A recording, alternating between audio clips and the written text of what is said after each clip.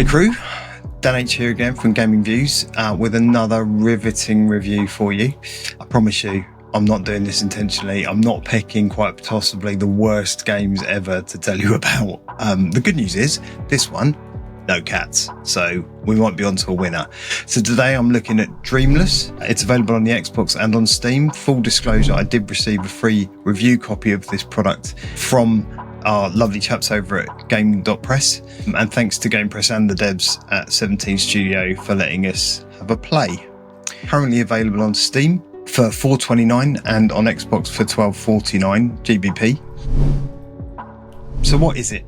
It's a first-person psychological horror adventure game with puzzle elements. It's probably the best way to describe it.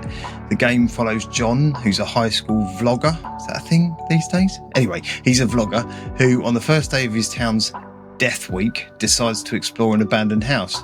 Sounds sensible? This Death Week occurs every 25 years when teenagers in the town mysteriously disappear. I mean, if you know that, why are you going to an abandoned house?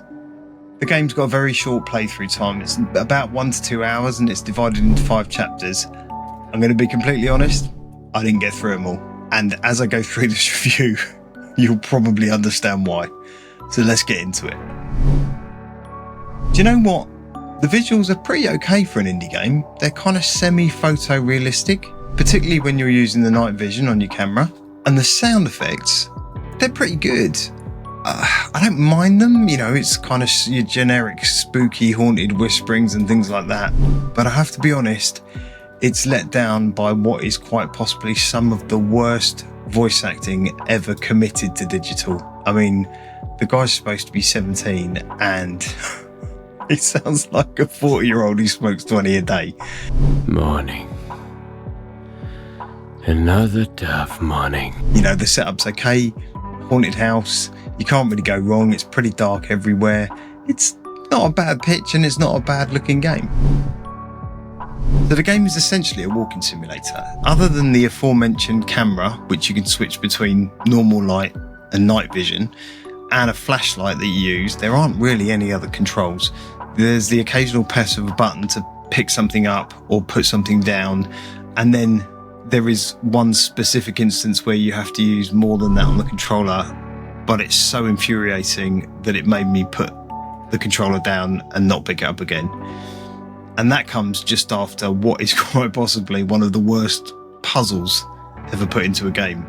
Now, I'm not a massive fan of ball maze puzzles in games because there's no finesse in terms of how you manipulate and make that ball travel.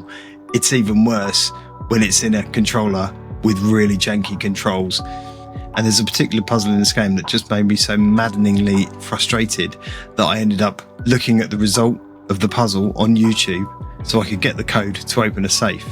The problem being, opening the safe was just as infuriating because the way to enter the code was so appalling that I managed to reset it and it took me 20 minutes to try and enter the thing. Couldn't enter it, ended up putting the game down. I think that's about chapter 3 or 4. Not happy. Unfortunately, the game, when it comes to the story and the narrative, is pretty derivative. It's unoriginal and uses very familiar horror tropes such as mannequins, dolls and pentagrams written in spooky blood, and it doesn't really bring anything new to the haunted house party. There are a couple of very infrequent jump scares, and I do mean a couple. That's kind of about it. It's one of those games that you can play and it's very short. It takes maybe an hour or two, and I'm not sure that justifies the cost, particularly on the Xbox. And it just didn't bring anything new in what it was trying to tell in terms of story, visuals, audio. So for me, not great. Didn't enjoy it. And as I said, got so frustrating at one point that I ended up putting it down and not picking it up again.